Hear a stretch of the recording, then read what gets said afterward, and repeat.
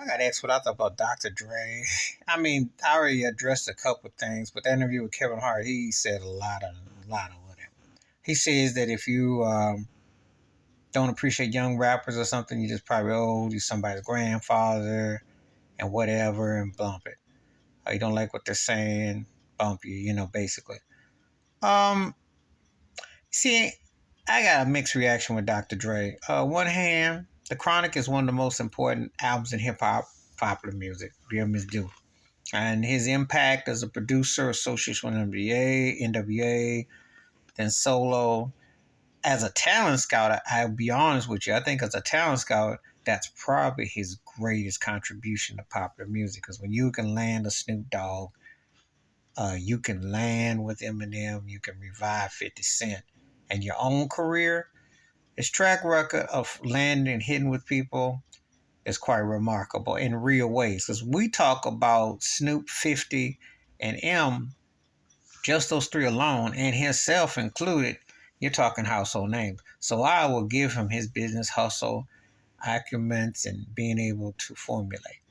However, he's also the reason for a lot of the garbage that has gone for hip hop too, the misogyny, the negative black on black connotations, and just no real development. And I like the grooves and beats and everything, but he never evolved. What did he evolve to?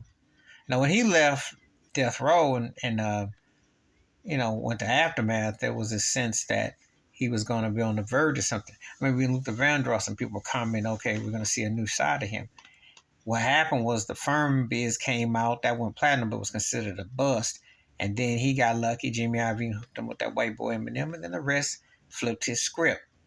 And then, of course, his headphones, and he got 50, and he had some off shots and offshoots of people, and the game was a success with him, and you know, the exhibit projects. I can name some projects and some acts, but the cat never really evolved. And he can, of course, he can fundamentally be happy or content because a lot of what you see of the landscape is his doing, for better or for worse. Depends on what side of the hip hop coin you're falling. Some people I know never felt hip hop was the same after Public Enemy had got turned over by NWA and the Stylists. And it had nothing to do with the East Coast, West Coast. It's just this negative connotation that got permeated and pushed out there with the agenda about Dr. Dre. And he is one of the culprits, one of the people that was behind that. Because as successful as he's been, there's been a lot of negativity too associated with it and the content. So, yeah, no, it depends on where you. I don't think it's an age thing. Hip hop is.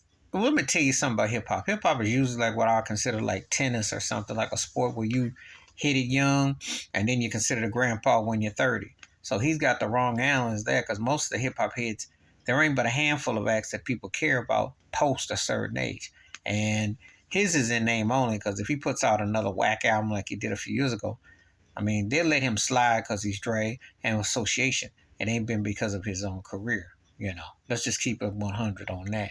So him out here venting about, well, they old, they don't care. No, it's called quality. You grew up in a certain era, the golden era of hip hop, golden era of acts, music acts. Where would Dr. Dre be without Parliament Funkadelic to sample? Where would he be to act like his ego is so good and he's so special that he could turn down a Michael Jackson, a Prince, a Stevie Wonder? Because there's no way in the world that if you didn't have that before you, and there ain't nothing forerun like you can think of a handful of acts in the last 30 years that have mattered on that level.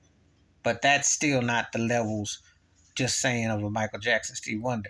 And so Parliament Funkadelic. So when you think about that, the Earth, Wind and Fire's, those acts that were so legendary, so great back then, that's what hip hop was built on. That's why these acts suck and suffer now because they can't sample them. That's why he up here saying you too old or something because he didn't made his bag through headphones, not through his music. Because his music, he didn't really been a force in a minute when you think about it. Still, Dre is 20 years old. His last big hit with Mary J. Blige 20 plus years ago. So it's not like he's actually been burning the chart. Eminem saved his bacon, and he helped, and Eminem needed him. I understand black cop, white cop, buddy, buddy. But he you know, talks a lot of yang for somebody that knows that the past was golden for a lot of these so-called entrepreneurs, CEOs, a lot of these careers, because they climbed the walls off the funk and off the legendary acts. What would they be able to do without it? How you build your empire, Dr. Dre? Tell the truth. Please hit like, subscribe, welcome thoughts, comments, and I do respond. Thank you. Wash your hands, keep your mind clear. Watch out for another shitter if you're liking them out.